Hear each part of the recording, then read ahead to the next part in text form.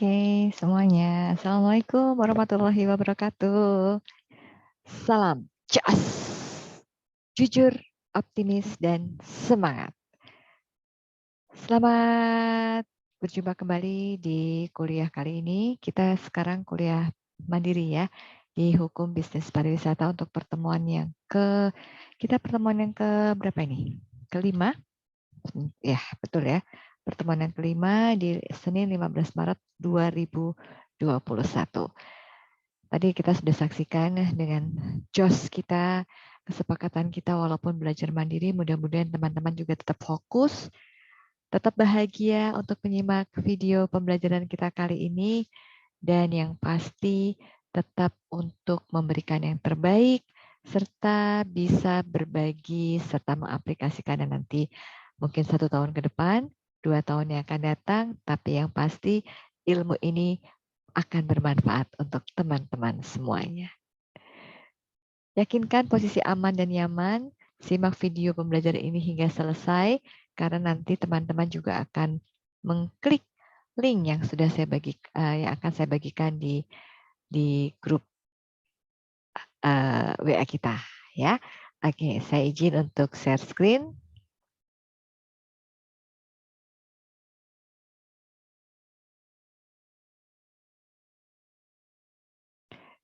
Ready kita belajar?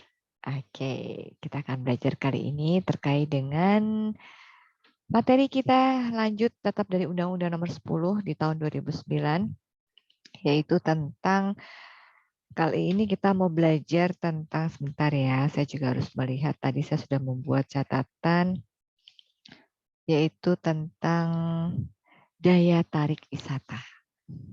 Kita awali daya tarik wisata, teman-teman. Jadi, oke.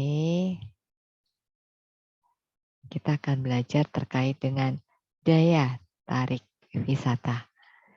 Apa sih daya tarik wisata itu, teman-teman? Menurut Undang-Undang Nomor 10 Tahun 2009 tentang kepariwisataan, bahwa daya tarik wisata itu adalah segala sesuatu yang memiliki keunikan, keindahan, dan juga nilai berupa keanekaragaman, kekayaan alam, budaya, dan bahkan juga hasil buatan manusia. Tentunya akan menjadi sarana dan juga tujuan pariwisata. Ini adalah daya tarik wisata.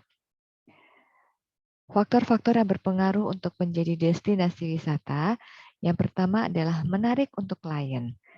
Yang dimaksud dengan klien di sini pasti adalah para wisatawan. Kemudian fasilitas dan juga atraksi. Teman-teman coba cek lagi materi kita tentang fasilitas wisata. Apa coba? Ayo, masih ingat? Boleh dijawab ya. Ada restoran, ada hotel, ada tour guide ya, fasilitas secara jasa dan juga fasilitas non jasa. Ya, penginapan ya. Kemudian ada lagi misalnya restoran. Ya, semacam itu fasilitas. Atraksi. Kalau kita bicara tentang atraksi wisata, pastinya akan ada atraksi yang bisa berupa budaya, bisa berupa budaya itu seni ya, bisa berupa entertain, itu adalah atraksi. Kemudian lokasi geografis, ini juga menjadi satu hal yang berpengaruh terhadap destinasi wisata. Kita lihat di Kulon Progo yang luar biasa dengan perkebunan tehnya yang ada di Samigaluh. Kemudian di Gunung Kidul ada pantai yang masing-masing memiliki eksotik sendiri-sendiri. Seperti teman-teman udah pernah ke Ngelanggeran, letak geografisnya menjual sekali. Nah, ini adalah salah satu faktor yang menyebabkan orang menuju atau menjadi destinasi wisata. Kemudian jalur transportasi. Bagaimana bisa mendapatkan kemudahan atau akses. Kalau kita harus menggunakan kendaraan pribadi, paling tidak jalan menuju ke destinasi wisata itu nyaman. Jangan sampai menyebabkan musibah atau kecelakaan. Lalu stabilitas politik. Bisa kebayang waktu Indonesia di saat era di mana terjadi demonstrasi di mana-mana. Saat itu stabilisasi politik masih belum stabil. Kira-kira di tahun saat peralihan Orde Baru ya, kita bisa merasakan ketidaknyamanan kita, kekhawatiran kita kalau kita akan bepergian. Kemudian lingkungan yang sehat. Ternyata lingkungan yang sehat itu juga berpengaruh, teman-teman, ketika kita akan berwisata. Kebayang nggak sih kalau kita menuju ke sebuah tempat wisata, kemudian tempat wisata tersebut ternyata jorok, bau, nggak nyaman, ya?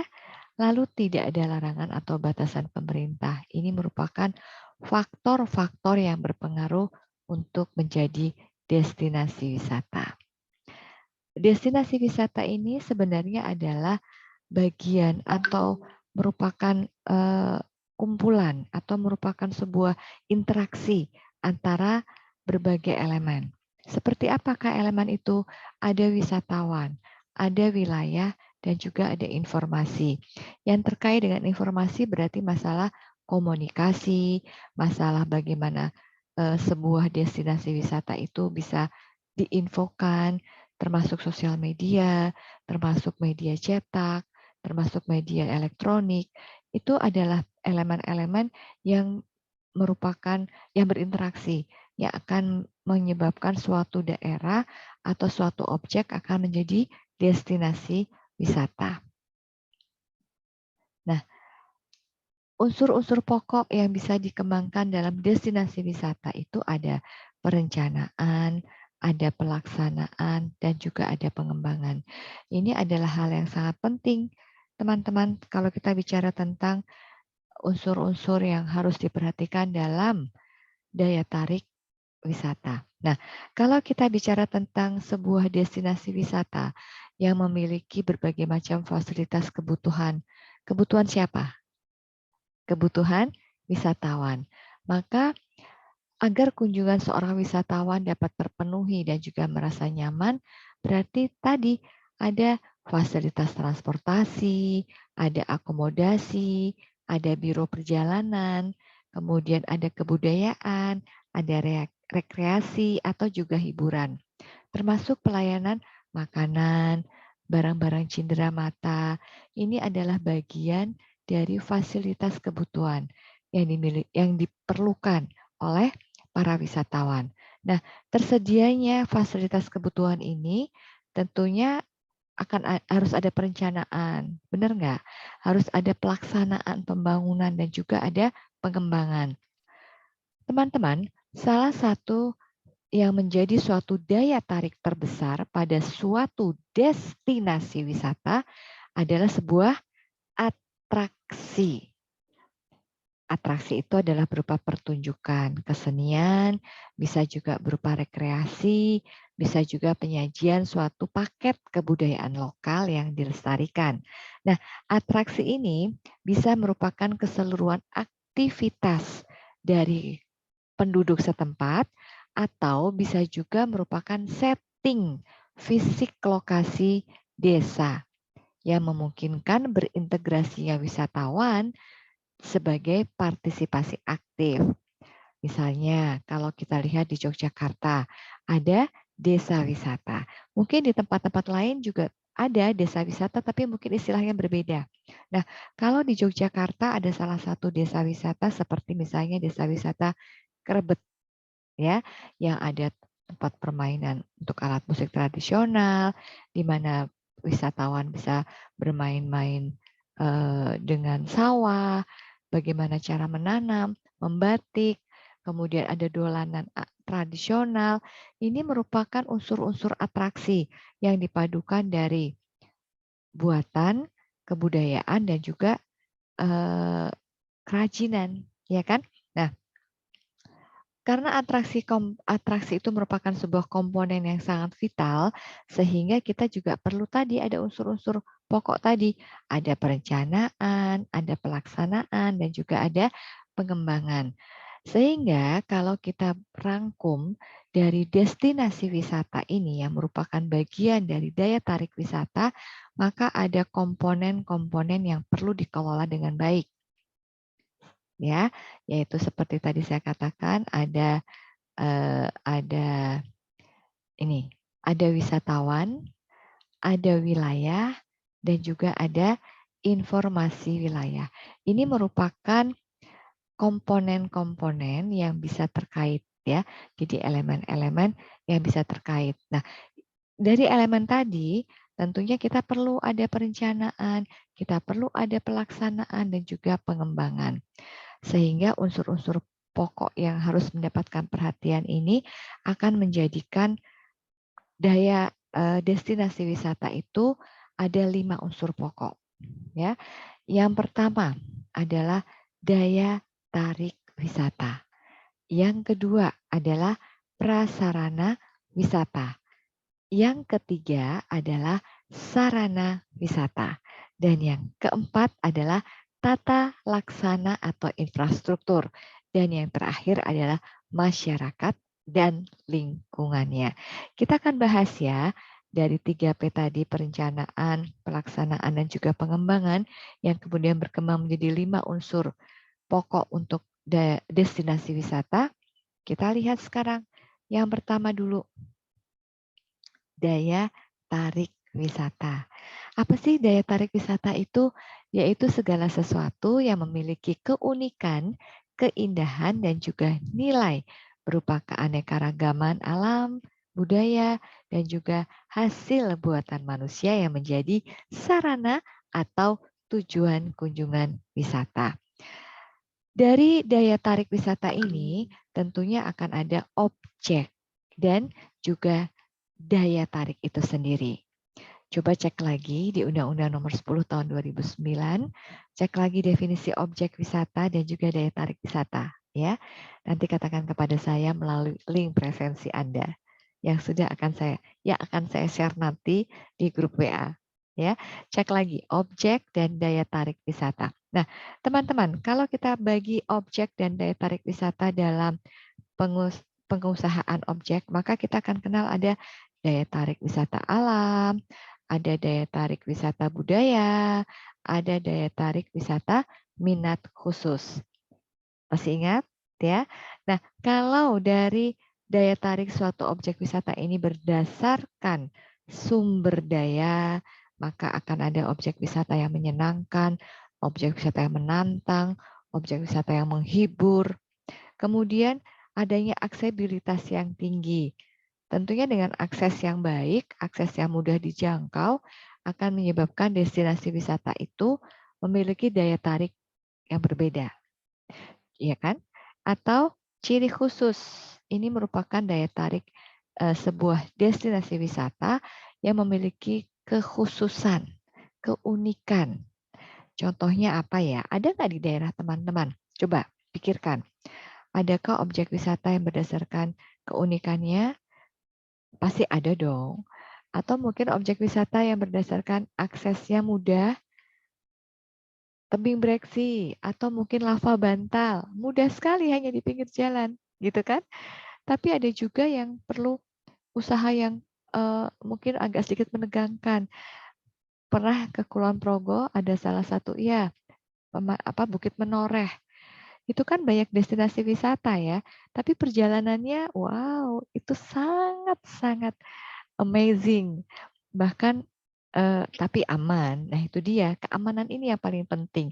Karena kalau kita sendiri khawatir, ragu, wah, itu jangan-jangan nggak nyaman juga, takut ya kalau kita akan berkunjung. Nah, ini dia potensi yang daya tarik wisata itu sama dengan objek. Berarti sebuah potensi, baik itu potensi alam, potensi buatan yang hadir yang memang untuk mendorong kehadiran wisatawan ke daerah tujuan.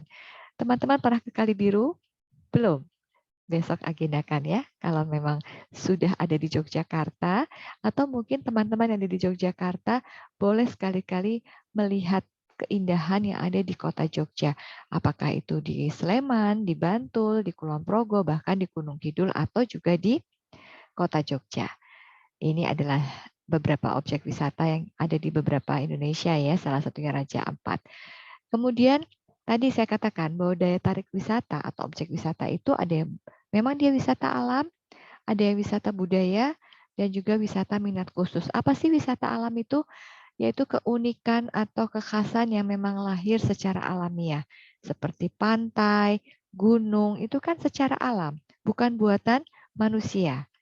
Beda kalau embung, itu masih dibuat manusia, ya. Kemudian wisata budaya. Indonesia ini sangat beragam suku dan juga beragam adat istiadat.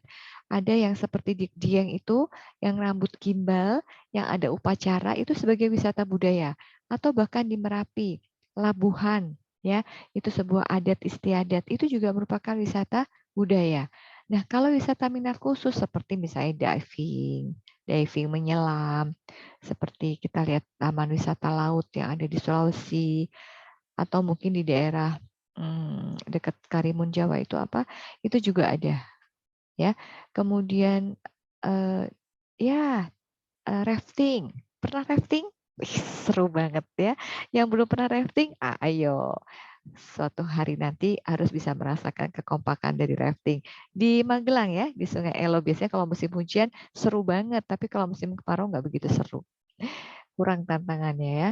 Nah, daya tarik wisata juga ada sumber daya tadi saya katakan, ada sumber daya menimbulkan rasa senang, indah, nyaman, ada juga aksesibilitas, kemudian ini adanya ciri kekhasan tadi ya, kekhasan dari yang bersifat langka tadi. Kalau di tempat Anda, daerah mana coba yang mungkin langka? Seperti air panas, ya, atau mungkin glacier, sumber es, atau mungkin di Mesir itu Sphinx, mumi. Nah, itu karena kekhasan, keunikan.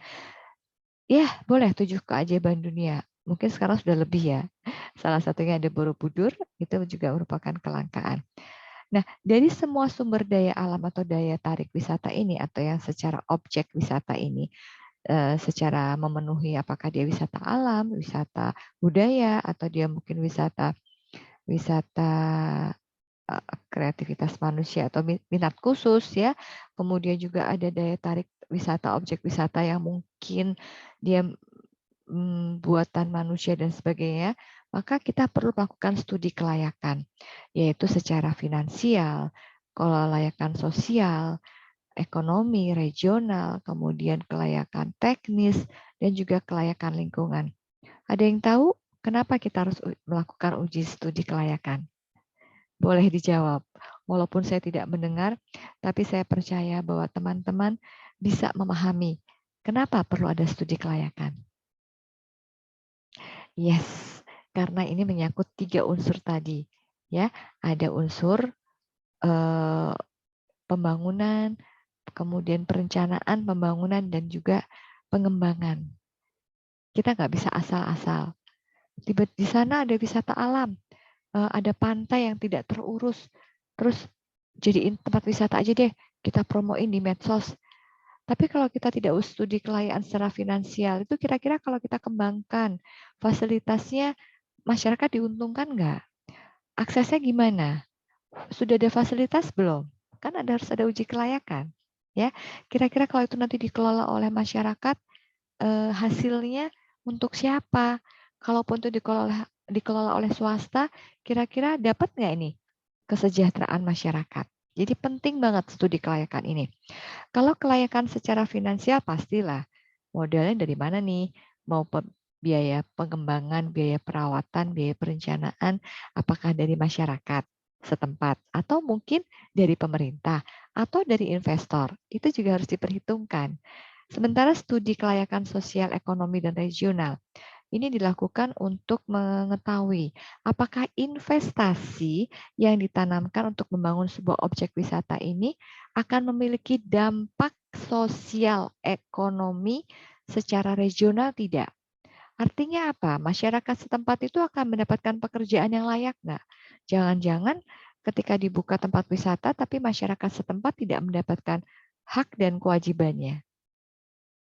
Kemudian layak teknis. Ini juga perlu dipertimbangkan.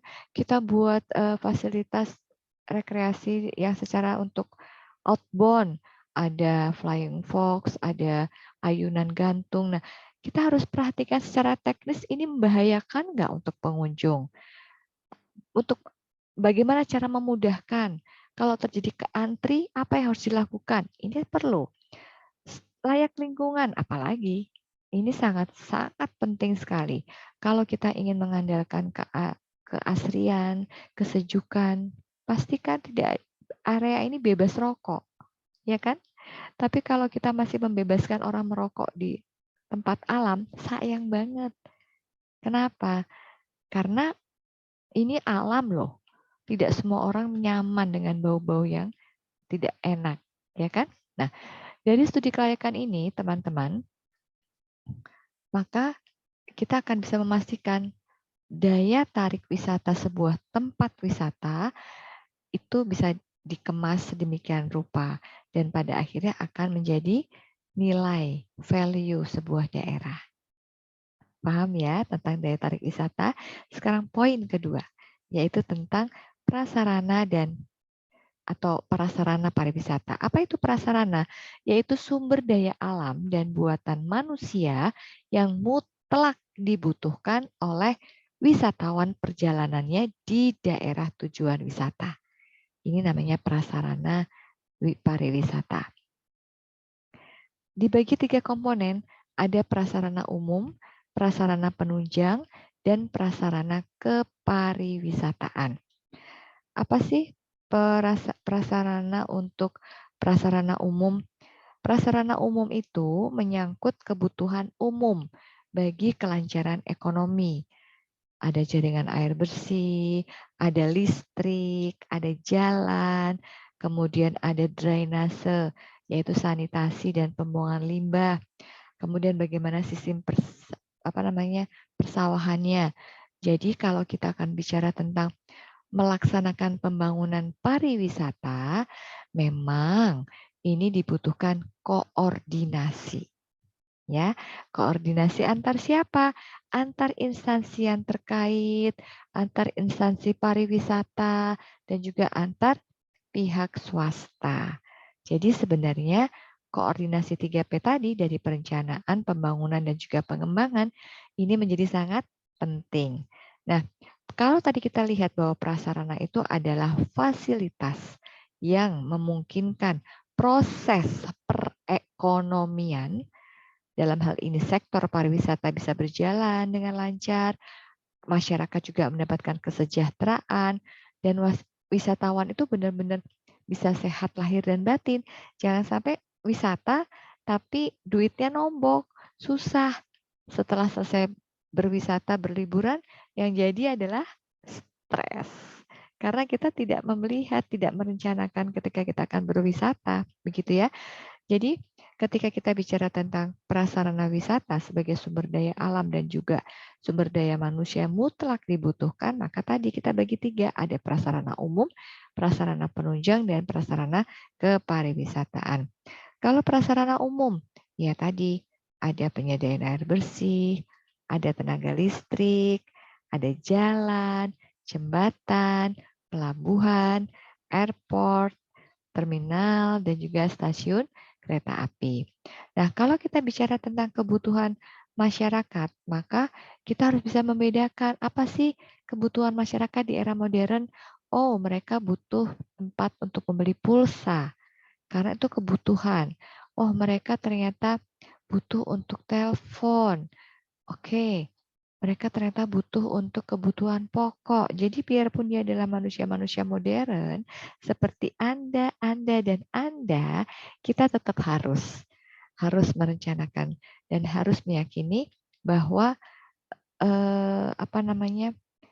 kita hadir untuk memberi kebutuhan pada masyarakat. Begitu ya.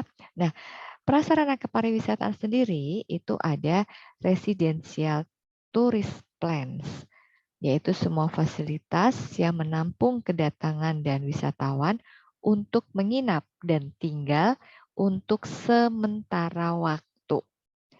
Jadi di dalamnya nanti akan ada rumah, ya entah itu hotel atau villa atau mungkin ya rumah penduduk dimanfaatkan juga.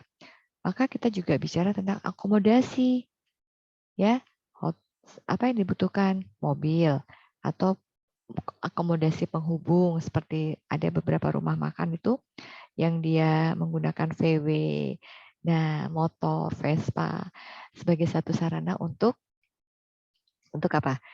Untuk menikmati dari satu titik ke titik lain. Seperti kayak di Bukit Menoreh ya. Bukit Menoreh itu kan banyak tuh. Iya di Merapi deh.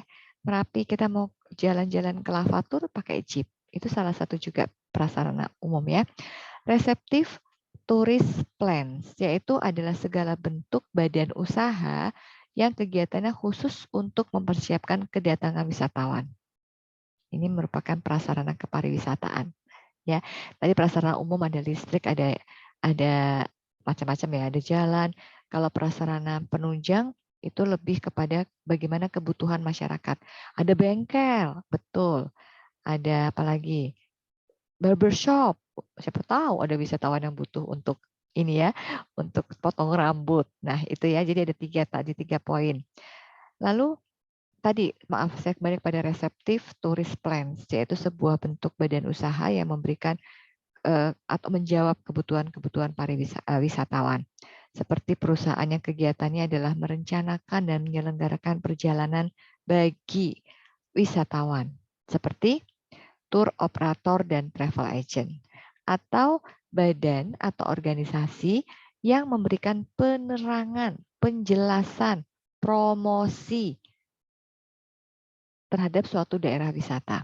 Seperti apa? Flyer, kemudian iklan, apa namanya, baliho, ya, itu biasanya dilakukan di airport, di terminal-terminal. Itu namanya adalah badan atau organisasi yang memberikan penerangan, ya.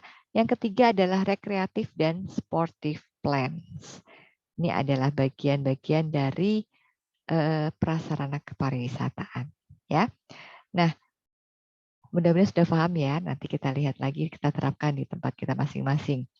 Kemudian yang ketiga, tadi yang pertama adalah daya tarik wisata, yang kedua adalah prasarana pariwisata, dan yang ketiga adalah sarana pariwisata. Apa sih sarana pariwisata itu?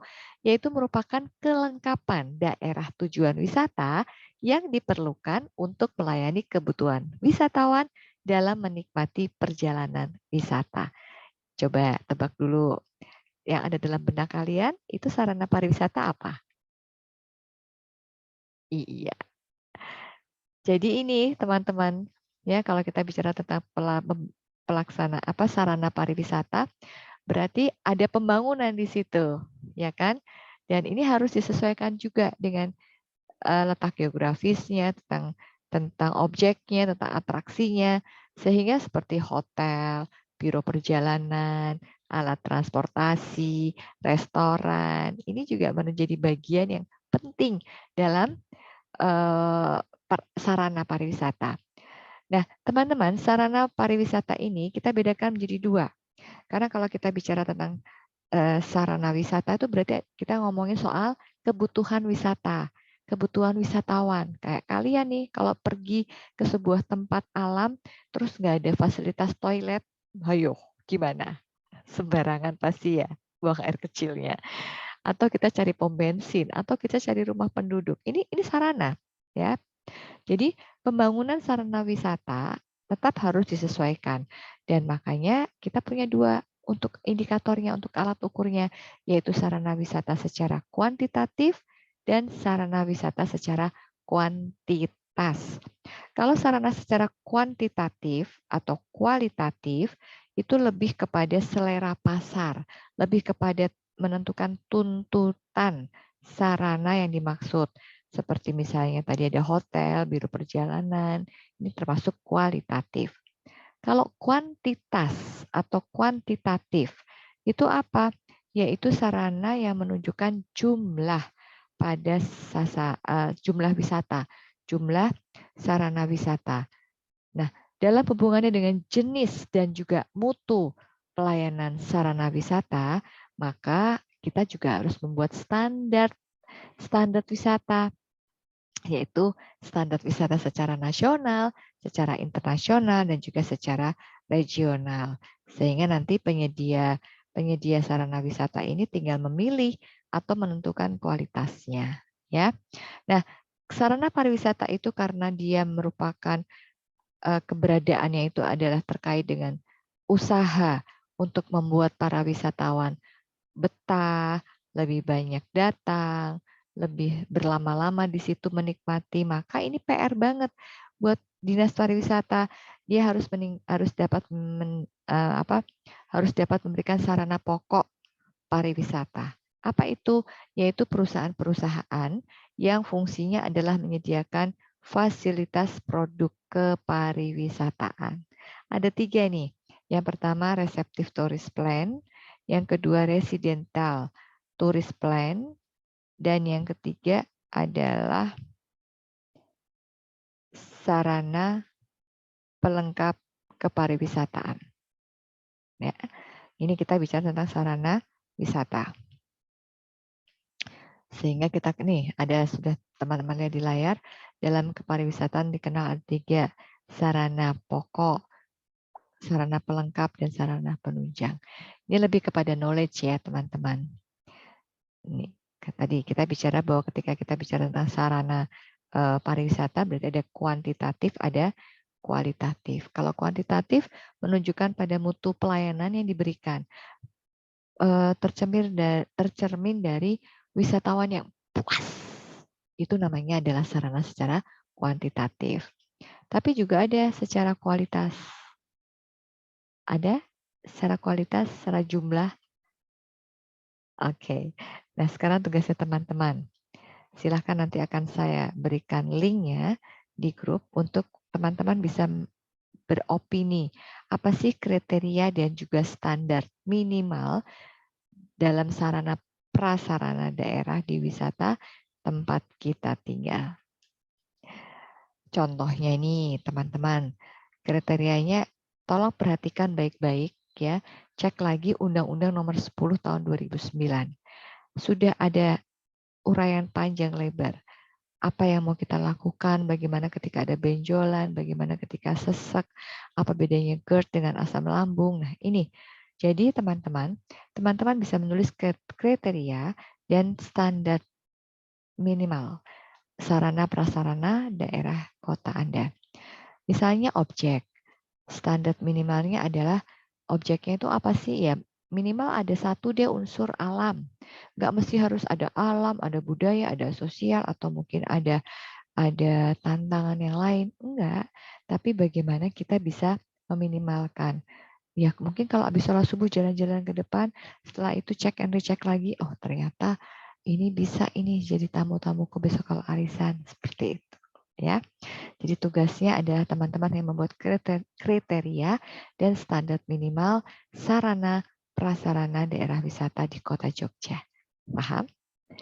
Tadi ya seperti objek, salah satu dari unsur alam atau atau sosial budaya. Akses kita juga harus mengetahui ini jalannya rutenya jalannya mudah nggak? Kan kadang-kadang kita percaya sama siapa? Google Map. Tapi kalau kita nggak menguasai jalan bisa kemana? Jauh dari apa yang kita harapkan atau bayangkan ya. Saya pernah juga suatu hari syuting di acara TVRI Jogja, kemudian saya dikasih denahnya, lalu saya mengikuti itu aja Google Maps sampai pada akhirnya saya harus melewati jalan yang sangat kecil, hanya 1 mobil dan sebelahnya adalah selokan Mataram, sungai. Aduh, takut banget saya ya. Ini contoh akses tadi. Kemudian akomodasi, tempat Anda ada nggak pelayanan secara akomodasi? Hotelnya bintang berapa? Atau jangan-jangan hanya losmen atau abal-abal? Silahkan ya. Jadi silahkan teman-teman buat kriteria dan standar minimal sarana dan prasarana di daerah wisata kota Anda. Akomodasi, fasilitas, kemudian transportasi, ada catering, aktivitas rekreasi, bagaimana belanja, bagaimana ada nggak mall, toko, kemudian sistem perbankannya gimana, kesehatannya, keamanannya, kebersihannya, sarana ibadah, promosinya gimana. Ya, ini merupakan kriteria dan standar minimal untuk sarana dan prasarana. Kemudian tadi sudah 1 daya tarik, kedua adalah 2 apa coba? Prasarana. 3 sarana. Yang keempat adalah tata laksana atau infrastruktur.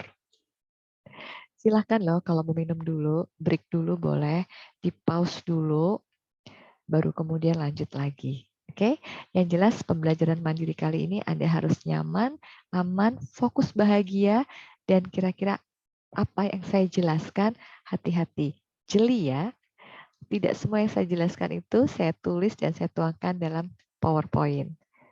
Jadi, mendengarkanlah dengan fokus ya. Baik, lanjut ya. Kita sudah sampai di poin keempat, yaitu tentang tata laksana atau infrastruktur. Ini merupakan situasi yang mendukung fungsi sarana dan prasarana wisata, baik yang merupakan sistem pengaturan, bangunan fisik maksudnya itu fidik, fisik di atas permukaan tanah dan di bawah tanah. Nah, infrastruktur daerah wisata itu seperti apa sih?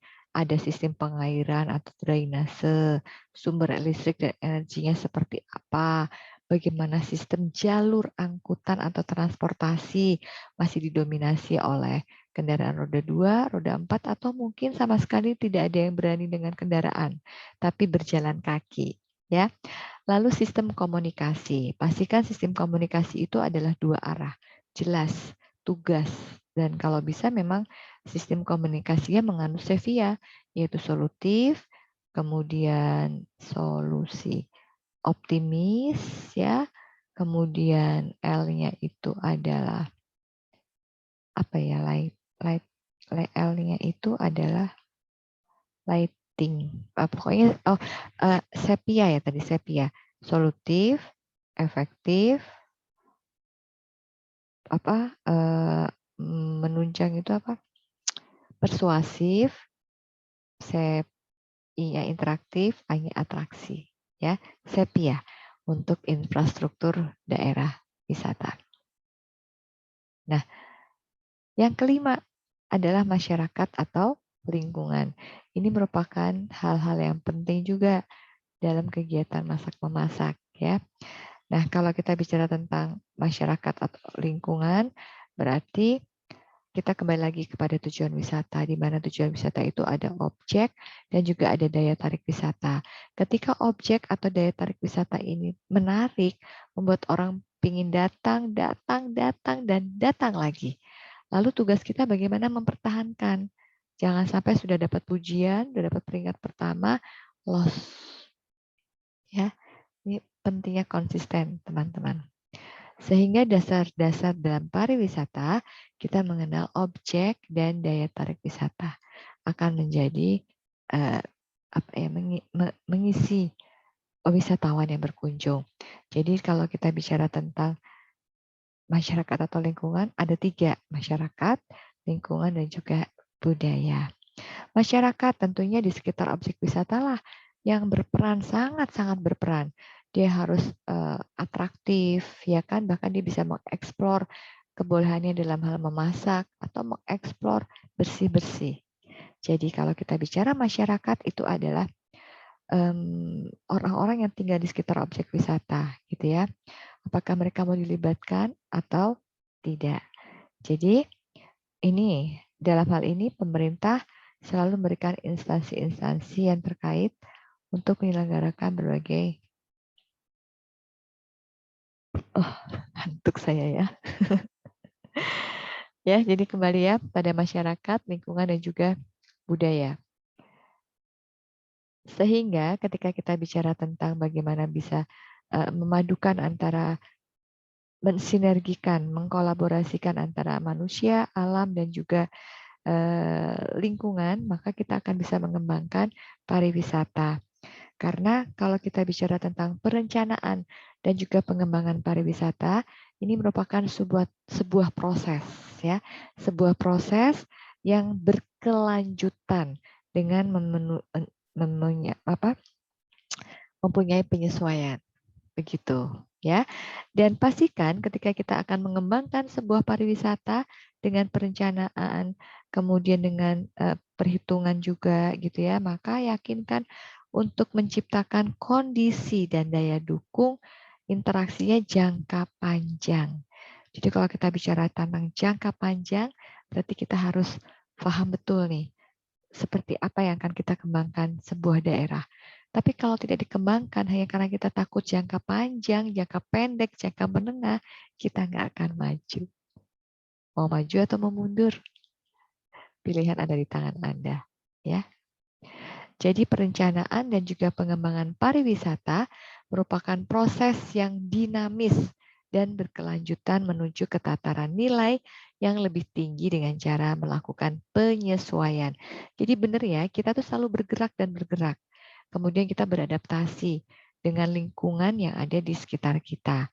Itu penting banget untuk bisa mendapatkan kesesuaian. Nah, teman-teman, tadi sudah ada 5 hal ya, ada daya tarik wisata, kemudian ada sarana, ada prasarana, ada apa namanya manusia ya, atau benar nggak tadi sarana prasarana? Oh ya, pengembangannya. Maka pariwisata sebagai aktivitas ekonomi ini kita juga harus memperhatikan dari dua sisi, yaitu sisi permintaan dan juga sisi pasokan. Iya, ini juga harus diperhitungkan karena kita akan sepakat ya untuk kelayakan studi tadi. Nah, karena pariwisata ini ditimbulkan oleh pariwisata terhadap ekonomi, maka tadi ada produk wisata yang tidak dapat disimpan, produk wisata yang sangat tergantung musim. Kalau wisata yang tergantung dari apa tadi? Dari aktivitasnya ada sisi permintaan dan juga ada sisi pasokan. Oke, paham ya? Jadi ini kita akan lanjut lagi. Nah, ini dia model pengembangan pariwisata, teman-teman. Bisa dilihat di grafiknya di sini, ada Undang-Undang Nomor 10 Tahun 2009. Kalau kita akan jadikan pariwisata ini sebagai sumber devisa ya. Jika akan dijadikan sebagai sumber devisa tapi juga menjadi faktor dalam menentukan lokasi industri dalam perkembangan daerah-daerah wisata di Indonesia, maka perkembangan atau pengembangan pariwisata menjadi salah satu hal yang penting untuk meningkatkan ekonomi. Gitu ya. Jadi kelincahan dalam berusaha yakinkan dilakukan untuk mendapatkan pendapatan, kesejahteraan. Buat siapa? Buat ownernya, buat saya? Bukan. Tapi justru buat seluruh masyarakat Indonesia. Nah, kalau kita lihat di sini ya, di model pengembangan pariwisata, di sini ada stakeholder. Ada masyarakat, kemudian di sini juga ada pengusaha, lalu di sini juga ada pemerintah. Nah, biasanya ada fase-fase di mana kita menunggu di depan atau mungkin di teras atau mungkin kita menunggu sampai kondisi keamanan kondusif ya. Nah, ini kalau berdasarkan dari Undang-Undang Pariwisata Nomor 10 Tahun 2009, kita lihat di sini ada konservasi lingkungan, ada revitalisasi sejarah dan budaya, ada kearifan lokal, ada ekonomi kreatif, ada pengembangan SDM. Ini merupakan 5 faktor yang merupakan 5 faktor perpaduan ya dari pemerintah, kemudian masyarakat dan juga stakeholder. Sehingga nanti akan ada garis nih di sini kalau kita bicara tentang masyarakat dan juga pengusaha. Maka kalau kita bicara tentang pengusaha sudah jelas profesional banget. Ada tourist destination, tourist attraction, akomodasi, transportasi, souvenir, dan juga MICE. Tahu MICE itu singkatan dari apa? Meeting internasional ya, yang ada di hotel-hotel itu. Coba cari tahu, MICE itu apa. Oke. Nah, kalau kita bicara tadi ada masyarakatnya, maka kita butuh ada konservasi lingkungan, ada revitalisasi sejarah, kearifan lokal, ekonomi kreatif, dan pengembangan SDM. Sehingga ketika pemerintah, masyarakat, dan juga pengusaha atau pihak investor ini berkolaborasi, maka akan menghasilkan soft and hard accessibility, tourism competitive advantage, dan tourism marketing promotion. Dari 3 poin ini maka akan menjadi model untuk pengembangan wisata, pariwisata. Ya, minggu depan kita akan bahas satu demi satu tentang soft and hard accessibility, tourism competitive advantage, dan juga tourism marketing and promotion. Dan sebagai tanda cinta saya untuk Anda, dan Anda juga memberikan tanda cinta untuk saya, boleh ya, silakan diklik link presensi untuk tanggal 15 Maret 2021 yang akan saya share di grup.